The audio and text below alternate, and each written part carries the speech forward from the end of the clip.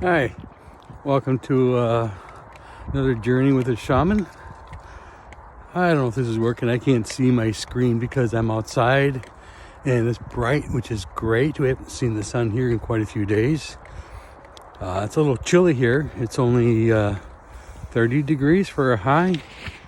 And I gotta switch hands because I gotta put my glove on because my hand's too cold. One of the things I do is I'm walking like today. I also do what's called self-actualization. Now, I don't know. I'm sorry, I got to put my glove on. There. Sorry about that. I don't know. Self-actualization is just talking to yourself. I do this all the time, especially when I go for a walk. With my little companion. That's Lucy. She's called an escapoo, which is a combination of American Husky and Poodle blend. So she's like a miniature husky that doesn't shed. And I'm allergic to shedding dogs, so she doesn't have that undercoat, so it's a bonus for me. Plus she's very smart dog. You don't make a big production out of it. You just have to start, asking questions. Why am I doing this? Why am I talking to people I don't know? Well, you know what? I gotta do a turnaround. Dog just wrapped me up on the leash. Because I love you. I think that we've all been given a short end of a crappy stick, and we need to get out of that matrix. And I believe that how I lived my life, I wasn't part of the matrix. It never stuck with me. If you go back to my older videos, you'll see that I do talk a lot about how things evolved and how things changed. At the moment, I never realized it. I wasn't planning a path. It just was there. And that's kind of what manifestation is. You kind of just, you don't really plan. You have a goal that you'd like to achieve. But how you arrive at that goal and how that goal is going to end up, that's God's plan. You don't have to worry about it. You don't need those details. Just follow the path you're on. If you look behind me, I'm kind of on a path. Little twisty turns. And you can see it's kind of snowy. But it's a beautiful day out here, really. There's no chemtrails to speak of that I can see here. Nice bright sunny day. I mean, it's somewhat cloudy. And maybe those are remnants of an old chemtrail. I don't know. I know a lot of people are afraid of chemtrails, and I think at one time they were bad for us, deliberately trying to decrease our population or keep the food supplies limited by poisoning the ground and stuff. Again, that's my opinion, and I have no proof of that. Well, do your research. You'll find it. I did. And today, I don't think that that's what's going on. I think it's trying to undo the damage they've done. And how do you undo an entire planet that's been poisoned? You use airplanes if you have the technology, and I think it's to help. At least that's my opinion. The alternative, I don't want to think about.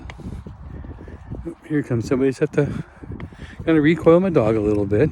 This nice little boy coming. Actually, Lucy's really good with kids. Come here. No. Come here. Hi. Will you stop it? Okay, come in. There we go. Thank you, and I appreciate you waiting. Here comes some more people. But like I said, the chemtrails, I believe that they're here to help us now, not hurt us. But I don't know that either. I have to have faith in what they call believe in the plan. Because there is a plan. We may not know it. Hi, guys. But that doesn't mean it's not real. You know? I mean, the disciples had a trust a plan they didn't know about. That was a plan that Jesus was giving them. Hi. And they had to trust him. You know, they had to trust his word. You know, what they saw didn't make sense to what they thought he was going to do or be. I mean, they expect him to come in as a military ruler and that he's going to destroy the Romans and set the captives all free. Well, he kind of did that. But not the way they thought. And definitely not the scale that they thought. I mean, they thought they were just going to save them. Well, Jesus was coming to save all of us. And that includes me. You. We're all worthy of forgiveness. We're all worthy to be saved. I mean, that's why Jesus died, to show us that we are worthy of it. This is just a temporary situation. We got to have faith, believe in yourself, believe in God, believe in that there is a plan. You may not see it. Sometimes you may not agree with that. And sometimes what you see isn't what you actually are seeing. So just try to stay within yourself.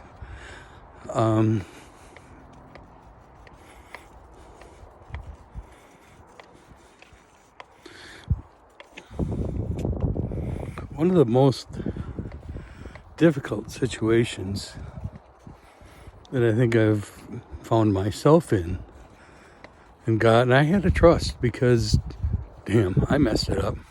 I mean, I'm involved with what's called the Cursil movement. Now, if you're Catholic, you probably understand that, but it's just the Cursil it's a prayerful retreat, and it's to educate people on Christianity, even though you grew up with the faith. There's still the spiritual aspect that we are kind of needing support and encouragement on, and that's what this program is for. It's still running, and I think it's a beautiful program because it brings people to a relationship with God that they didn't know they had before. It was a big thing for me too, but one of the things, I'll tell you how I got involved with that, and then I'll tell you about one of the things. I mean, I shared with you that I was a recruiter, or actually I worked for the Knights of Columbus, and I helped establish councils. And the first council I established was one of my own church, because I wanted to be involved with something bigger than myself. At that time, I just gave up alcohol completely. That was around 1989. And so I got involved with the faith. And in that journey, I met an individual that I really was impressed with. Very spiritual, normal guy. Wasn't, a holier than thou. He was just, you could tell he was pious. He cared. Rest in peace, Dick Hahn. You made an impact, buddy. But he was my first real spiritual person that I started getting encountered with. And he was involved with a Cursil. And when he asked me or approached me if I'd like to do a Cursil retreat, before I even knew what it was, because I trusted Dick, I went, yeah, I'll do that. I had no clue what I was agreeing to. And it was a great experience. And if you haven't done a Cursil, I definitely recommend it. I want to be careful explaining it too much because I'd rather have you experience it on your terms, not on mine. Because it isn't that important of an experience. But to continue on with where I left off, when I was recruiting, I met Dick. And well, Dick invited me to a casino. Before I knew what it was, I said yes. Well, later on, I got pretty involved in the casino movement. Became one of the leaders. And I was asked to head up one of the retreat weekends, which I was happy to do. They said we're going to be one. It's going to be a year from the time that they told me, asked me about it, because one just finished. We'd like to do the one next year. And I go, absolutely, I'd love to do that.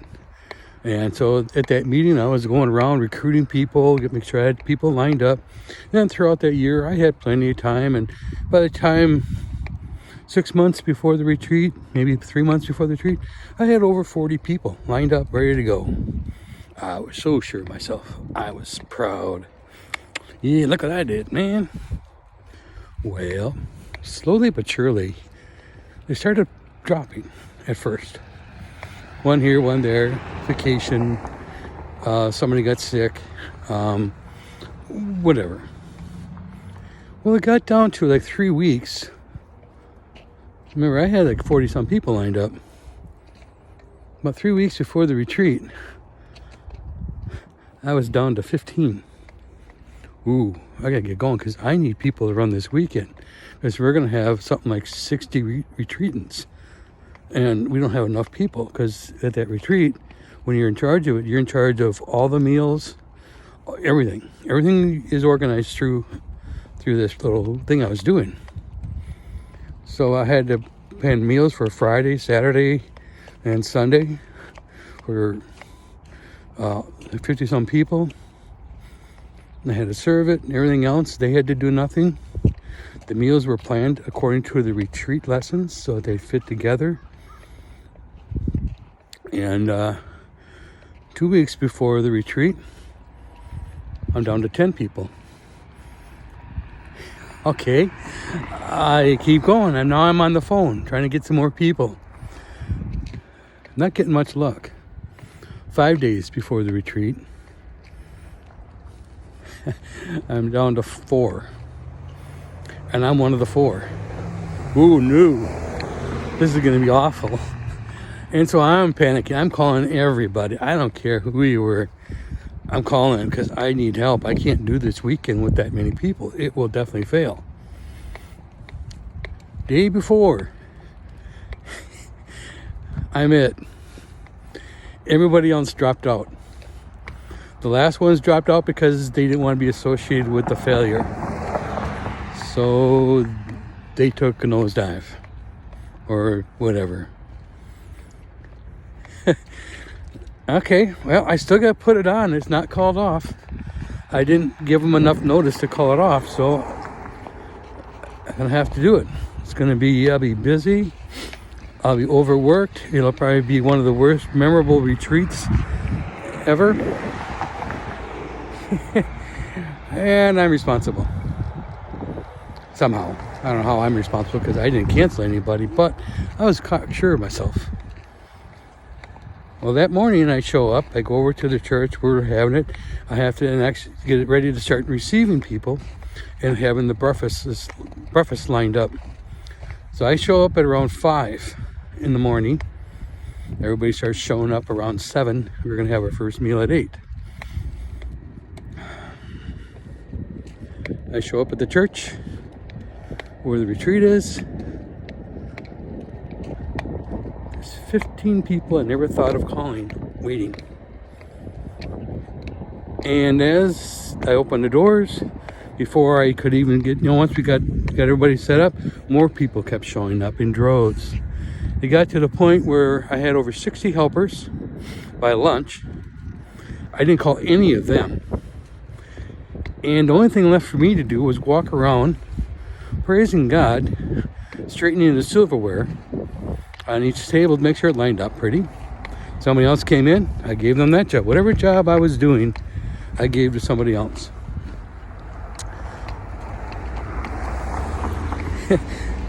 The retreatants, the people who organized this on a regular basis, said that was the best retreat they've had ever. I blew it. I didn't blow it, but God came in and said, okay, here's how we do this, Jim. You need to trust me. And he showed me how. You know, God works that way. Because my intention, maybe my effort didn't work, but my intention was truly love. That's why I was doing it, and God knew that. And he wasn't going to let that fail. Is that the first experience of that? No. Is it the last? Not by far. I'm doing one right now. That's why I'm on the air. This is manifesting. Because I want to have a community I live in a nice little community. It's not real big. It's 80 homes, and if we could take like some of those inner city neighborhoods, and if those people want to stay together, and if we evacuate like an entire block, and all the people want to stay together, that can happen. We just have to have a safe community for them to move into, with low, a good quality housing.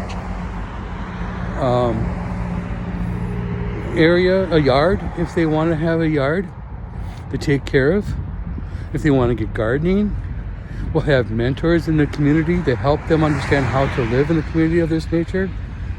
I mean, that's what manifesting, that's what this is. That's why I do these videos, or I'm starting to do this, because I want to bring awareness to this manifestation. I don't want to keep it to myself. God's in control of this. And he's using me to send out the message, so here's your message. If it moves you, please like, subscribe, send these out to other people. Because I think the messages are not meant for me as much as they are for somebody else who's listening.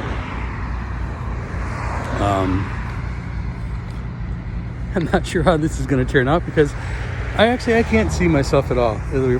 The light is too bright, which is great. I think I'm doing all right. I kind of see a shadow. See the hat, see the glasses, and I'm okay. I'm standing here watching my dog do whatever she does. So like and subscribe. If you like to have spiritual guidance or direction, contact me. You leave a message, and I'll follow up with you. There's also a link to my email address, which is shamandivinelight@gmail.com, or you can also visit me on my Pathways, the Agape Pathways prayer chat group and signature app. It's a spiritual app. It's a spiritual chat group focusing on spirituality, not on awakening of the political and the eco-political awakening. It's more in the spiritual realm. And there's videos for meditations, contemplations. If you need if you have a prayer request, you'd like to have people praying for you, I do that, but there's also people in the group who want to do that, and so we want to give them that opportunity to share their energy and love with you, if you're inclined to do that. There's educational thing in there where we talk. Right now we have a post group going with the discussion of the Gospels of the hidden gospel, or the lost Gospels of Judas, and that's actually being discussion. We just finished one with the Gospel of Mary Magdalene, and so those are things that we're talking about in that group, and how that all fits with what's happening today. So I'm gonna let go here. This was a better chat than I thought. I'm cold. It's only 28 degrees, but the sun's out, and I had to get outside to get the sun. And Lucy, she needs to get out to get the sun too. We both did. Take my glove off so I can turn this. Sorry about that. So I want to just wish you all a wonderful Sunday. Peace and love to you all. God loves you.